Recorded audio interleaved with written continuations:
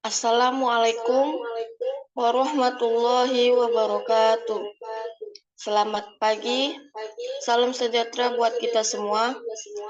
Baiklah, saya akan mempresentasikan tugas akhir dari mata kuliah Bioteknologi Perikanan yang diampu oleh Bapak Dr. Mukhtarida, SPD, MSI. Untuk mempersingkat waktu, saya akan mempresentasikan PPT saya yang berjudul Pembuatan Ekstrak Lamun jenis Thalassia hemprithii. Baiklah, sebelum masuk ke pembuatannya, di sini saya akan menjelaskan di mana lamun adalah tumbuhan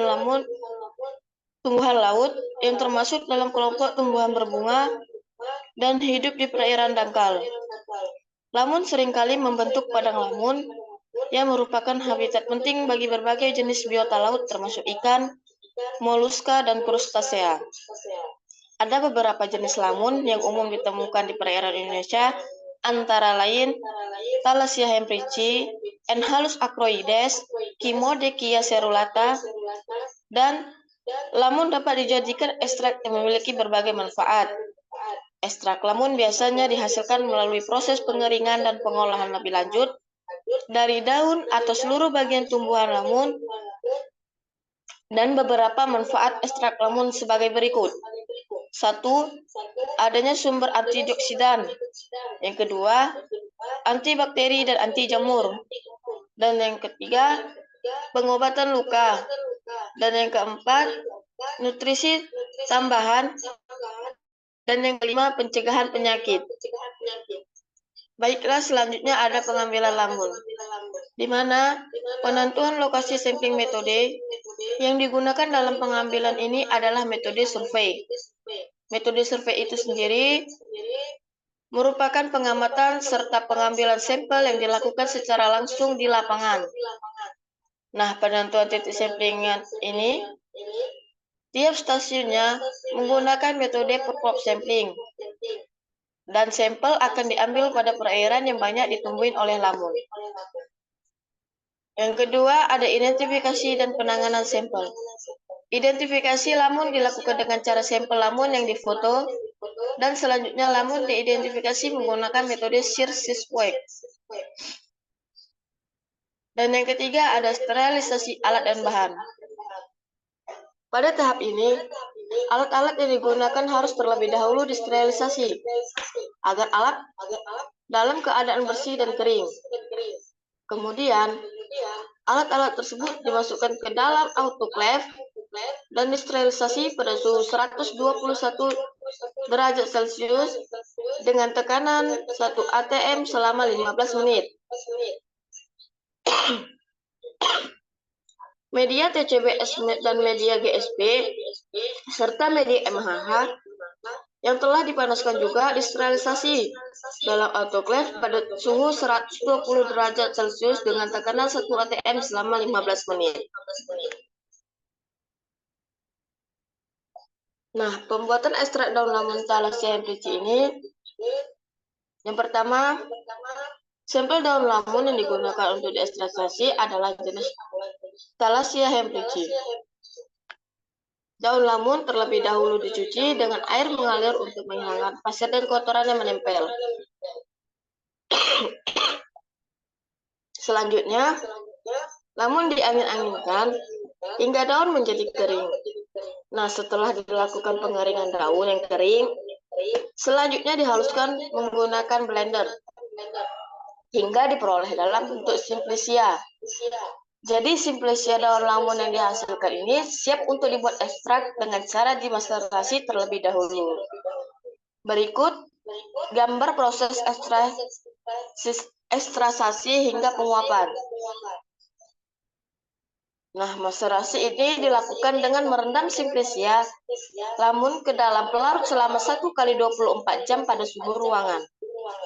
Nah, pemilihan pelarutan ini didasarkan pada penelitian menurut Dewi et al. Pada tahun 2012, di mana menunjukkan bahwa ekstrak metanol Thalassia hemprithii ini memiliki sifat paling toksik dibandingkan dengan pelarut lain, dan uji fitokimia yang menunjukkan bahwa ekstrak metanol Thalassia hemprithii ini mengandung zat bioaktif seperti flavonoid, fenol, dan alkaloid. Jadi perbandingan simpesia dan pelarut yang digunakan adalah 1:10.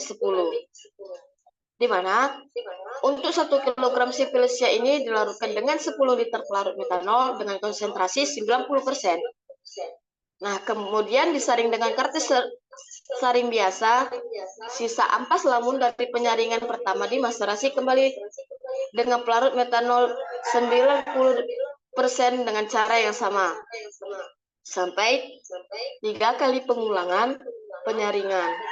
Nah, filtrat yang dihasilkan tadi ditampung menjadi satu dan diuapkan untuk memisahkan pelarutnya, serta penguapan yang dilakukan ini dengan menggunakan alat rotary vacuum excavator pada suhu 40-50 derajat Celcius dengan kecepatan 250 rpm sampai didapatkan ekstrak pekat lamun Thalassia hemprithii tersebut.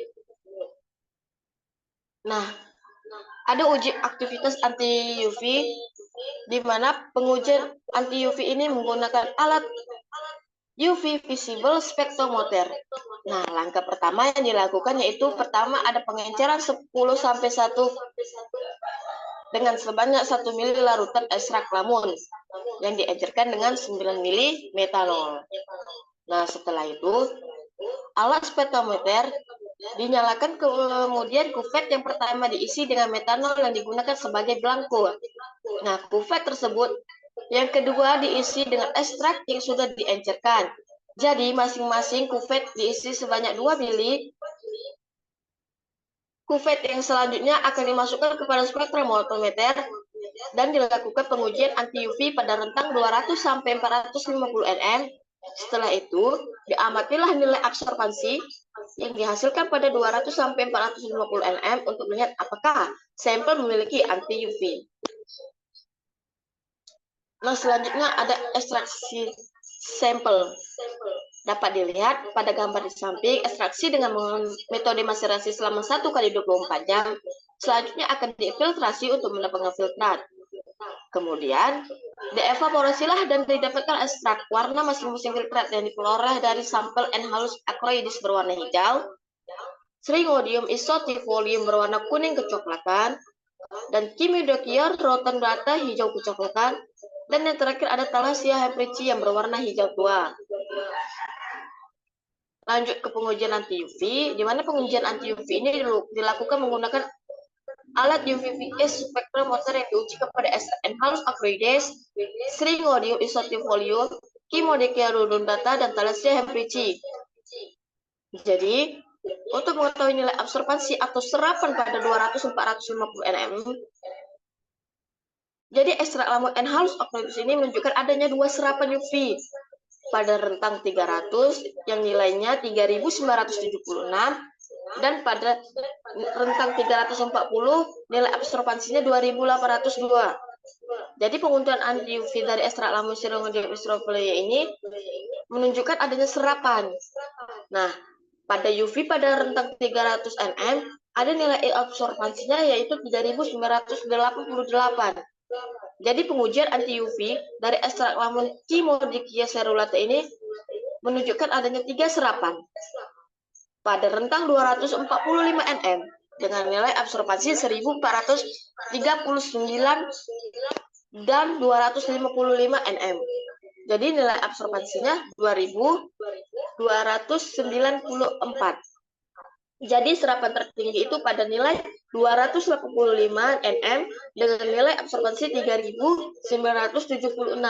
Jadi pengujian anti UV dari ekstrak lamun Thalassia hemprithii ini menunjukkan adanya 3 serapan UV pada 215 nm dengan nilai absorbansi pada 1489, 235 nm dengan nilai absorbansi 2053, pada 2053 nm dan dengan serapan yang tinggi pada 320 dan nilai absorbansinya 4000. Nah, jadi ini analisis data yang diperoleh. Gambar 7, 8, 9, 10 itu adalah nilai rentang dari hasil spektrometer sampel ekstrak lamun pada jenis lamun-lamun tersebut. Jadi hasil yang didapatkan itu melalui pengujian UV spektrometer dari keempat jenis lamun ini menunjukkan ekstrak dari lamun jenis N halus itu mampu mengabsorbasi UVA dan UVB. Untuk UVB yang mendapatkan nilai absorpsi sebesar 3.976. Nah, sedangkan untuk UVA mendapatkan nilai absorpsi pada itu 2.820 dengan ekstrak lamun jenis Rheumedium istovolium yang mampu mengabsorpsi UVB dengan nilai absorpsi 3.988. Nah, berdasarkan data yang telah diuraikan di atas, data tersebut didapatkan dari jurnal Pesisir dan Kelautan pada tahun 2022 dengan yang ditulis pada Mona Lisa LR Tumanggor dan kawan-kawan. Nah, jadi berdasarkan data yang telah diuraikan di atas, ekstrak dari keempat ini, jenis lamun ini menunjukkan kemampuan dalam menghasilkan senyawa anti UV. Nah, senyawa anti UV yang dihasilkan ini diduga merupakan bentuknya adaptasi lamun terhadap paparan radiasi UV. Yang kemudian senyawa ini dapat diterapkan oleh manusia sebagai bahan pembuatan tabir surya, di mana yang berpotensi melawan atau mengurangi pengaruh buruk dari radiasi UV. Nah, beberapa organisme laut yang hidup pada daerah perairan dangkal ini maupun daerah pasang surut ditemukannya memiliki senyawa organik yang bersifat sebagai anti UV, yaitu micropene-like amino acids atau MAA tadi. Jadi mikroponi ini merupakan salah satu sistem pertahanan diri organisme laut dari sistem radiasi sinar UV. Nah, MAA itu tersebut telah diidentifikasi pada berbagai organisme laut seperti fitoplankton, invertebrata, mikroalga, dan makroalga. Jadi kandungan senyawa MAA ini pada organisme laut dapat berbeda satu sama lain. Adapun kesimpulan dalam penelitian yang saya kutip ini, yang pertama, lamun teridentifikasi adalah jenis lamun N halus acroides, Syngodium isovolium, Chimodokia rotundata, dan Thalassiya hemprici. Nah, yang kedua tadi, berdasarkan hasil pengujian anti UV dari keempat jenis lamun, menunjukkan bahwa ekstrak lamun jenis N halus acroides memiliki aktivitas anti UVB dan Syngodium isovolium ini memiliki aktivitas anti UVB juga, dan Chimodokia cerulata yang memiliki aktivitas anti UVC, dan Thalassiya ini memiliki aktivitas anti UVA. Nah, demikian beberapa hal yang saya sampaikan pada presentasi hari ini. Mohon maaf sebesar-besarnya apabila dengan presentasi saya ini ada kekurangan. Jadi dengan ini presentasi saya tutup. Wassalamualaikum warahmatullahi wabarakatuh.